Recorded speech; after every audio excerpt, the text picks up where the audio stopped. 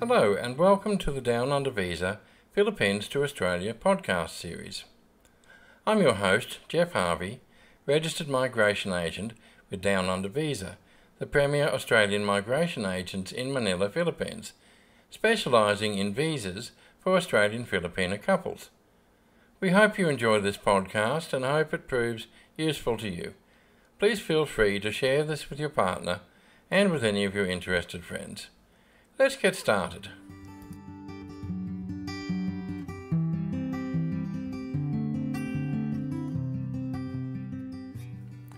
Australian visa grants from Philippines.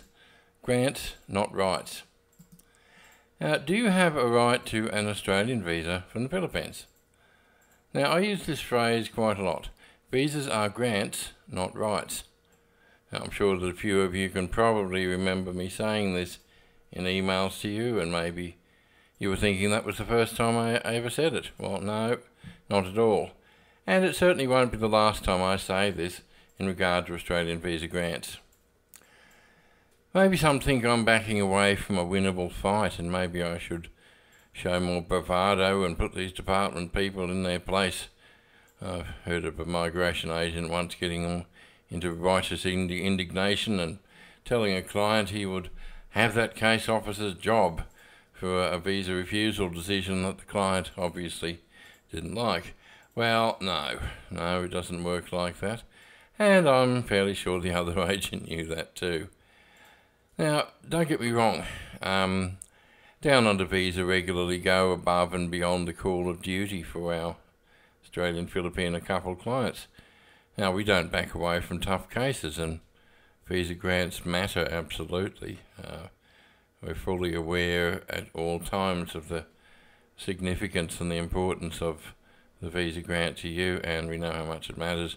We know how much you have invested in this, not just monetary but emotionally. We're quite aware of that. Now, we don't leave clients in a heap when things get tough. We've seen countless clients go through to the other side of difficult situations they found themselves in, and held many a hand and calmed many a frustrated sponsor about ready to toss in the towel. We do all of that and all that can be done in the pursuit of visa grants, but we choose our battles. Now, again, the fact is you don't have the right to bring anyone to Australia. You have no rights as an Australian to decide who may come through the immigration gates at the airport and who may visit Australia temporarily on a tourist visa and who may live permanently, partner visa or others. You have absolutely no rights at all. It was a bit of a hard one for people to get their heads around. People often assume that, yes, it is like an entitlement for an Australian to invite somebody, and people can get quite annoyed and quite upset, and how dare they, and I can guarantee you she's not going to do the wrong thing, etc., etc. But again, apart from the fact that you can't force somebody to do the right thing, I had somebody once absolutely assuring me that there was no way in the world that lady was going to run off. I said, well, do you have handcuffs and a gun? Well, you can't ensure that this is going to happen unless you plan on keeping somebody locked up. So the fact is you can't do that, and that's not really the point anyway. Okay, Australian migration law and visa grants.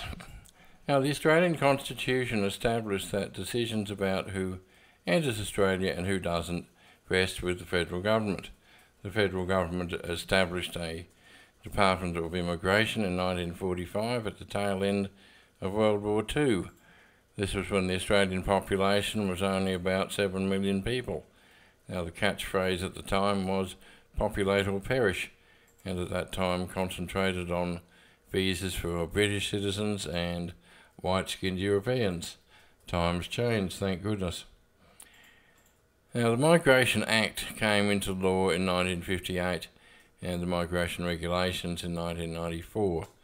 The Department of Immigration's various incarnations since then. It's now the Department of Home Affairs, and the delegates in the various Australian embassies and consulates around the world represent the Minister of Immigration when they make decisions about visa applications in accordance with those laws and regulations. Now they have the right and they have the duty. And just on that issue of who has power to decide who can come into Australia or not, we often get the girls or their husbands contacting us after she's arrived in Australia on a partner visa, or sometimes even before, when they're still in the planning stages, where they're wanting to bring out cousin, sister, brother, etc., etc. Because you will find that relatives in the Philippines will assume that again you or she do have this power to bring whoever you want to Australia, and you spend a lot of time bashing your head against a brick wall trying to make this happen, and spending a great deal of money. A lot of, especially younger relatives from the Philippines, are considered to be a high risk of overstaying, so depending on their situation, not always very successful, even with brilliant people like Down Under Visa managing the applications. They're not always successful.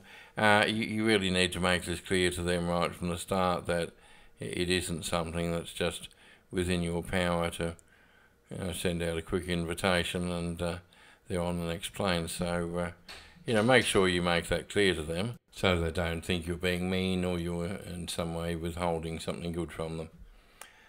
Now, how to get Australian visa grants.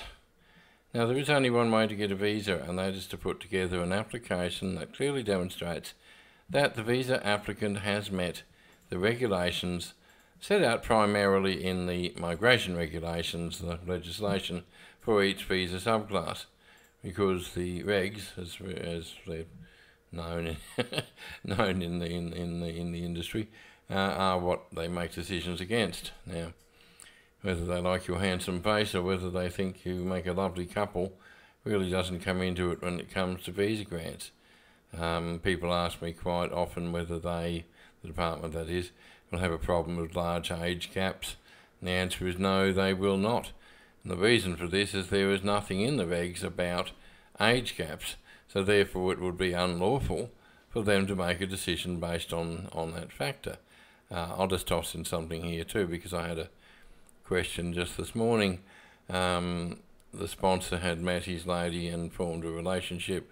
She was working in a bar in Angeles City, and he said, "Oh, I've heard there's going to be a stigma there applied to her because she worked in a bar. Now, am I wasting my time here?"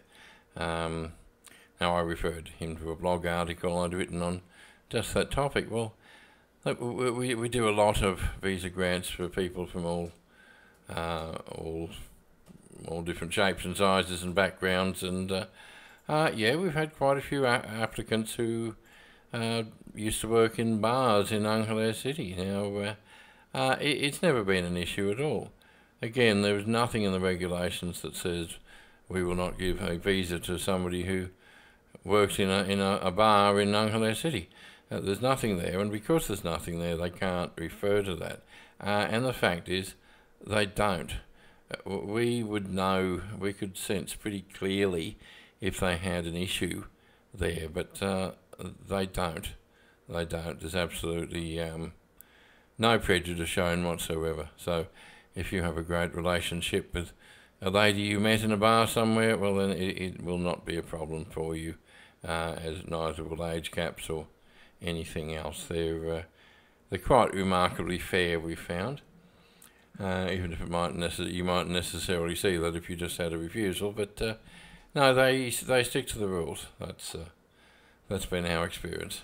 Now, there are plenty of regs which will only be met by those in genuine relationships, and they will certainly assess against those criteria. Some have a bit of flexibility, but most do not. Now, this is not a customer is always right scenario. Now, maybe Kmart will give you a refund if you make a scene at the returns counter, but this ain't Kmart. If your Australian visa application doesn't make them tick all the boxes, they have no other option under law but to refuse. Jeff Harvey getting on the phone and yelling at them won't change anything at all, and this is why we don't do it. Now, it's a problem that the department website doesn't make this very clear. It appears like a set of options, or like scrolling through the Amazon online store and adding what you want to the shopping cart. Now, people ask us for 1-year tourist visas, visas when they haven't met in person yet, endless tourist visas so they can remain together for more than a year. There were those who assume they can do that just to either to avoid commitment or to avoid shelling out the big bucks. They well assume that they can just keep on getting one tourist visa after another, and years later there they are still together. Well, no, it doesn't work that way. De facto visas, which are in fact partner visas based on a de facto relationship. There isn't a separate de facto visa, but yes, de facto relationship partner visas when they've only spent a few months together, wanting to bring children after a partner visa is granted, but in less time than a dependent child visa takes to be processed. In other words, okay, we want to now bring them quickly. It doesn't work that way. Long tourist visas for young and often unemployed relatives to take care of their kids for them.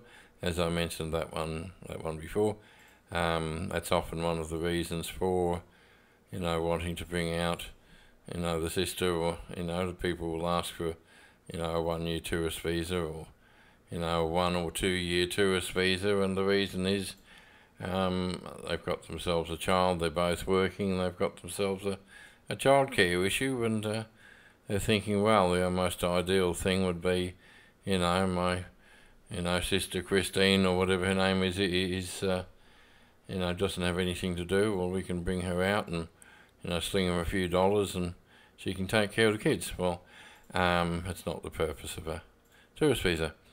And of course, visa grants matching travel plans and kids' school years. In other words, wanting to, say, can I make sure this visa is granted in, April, because that will fit in nicely with the kids' school years. Or I want to apply for a tourist visa. Now, I've booked a ticket for her already, which will be on the 10th of March. They've already booked a ticket without a visa, and wanting to get a visa that matches up with the plane ticket. And then later on, clients sometimes expect to be able to get away with a minimum of relationship evidence, or without legally correcting official documents like birth certificates which contain incorrect information, and people can get very annoyed and jump up and down and say they don't have any right to do this, and this is none of their business, etc., etc. Now, if we can accommodate visa clients, of course we will. We don't just say no to be difficult, or because we want to make life especially easy for ourselves. Actually, if we wanted to make life especially easy for ourselves, we wouldn't be doing what we're doing. There's a lot of pressure on what we do, because the outcomes matter to people, and there's a lot of emotion tied up when you have couples who are stuck apart in different countries. Well, that just that happens. So yeah, it is certainly stressful. But no, we don't do we don't do the computer says no thing in order to make life easy for ourselves. Not at all. In fact, if we were wanting to make life easy for ourselves, we'd just tell you everything was fine and let it go through, and have a whole lot more refusals, and then refuse to talk to you at that point. But no, we don't do that. We tell you no uncertain terms when something is unlikely, and especially if it's impossible. And we do this based on a wealth of experience and a commitment to ethical practice. Now, setting you up for a likely or almost certain visa refusal is never in your best interest, and we simply won't do it. So please follow our advice and heed our warnings, because Down Under Visa always have your best interest on a very steady pillar in front of us. Thanks very much.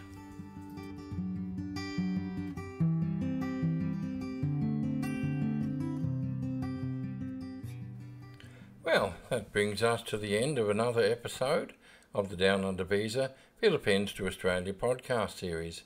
Thank you very much for joining us. We hope you enjoyed, and we hope you found this useful. Australian visas from the Philippines are not easy, and the outcome matters, as you well know. Please feel free to contact us anytime if you need some further help. And we look forward to talking to you again next time. Bye-bye.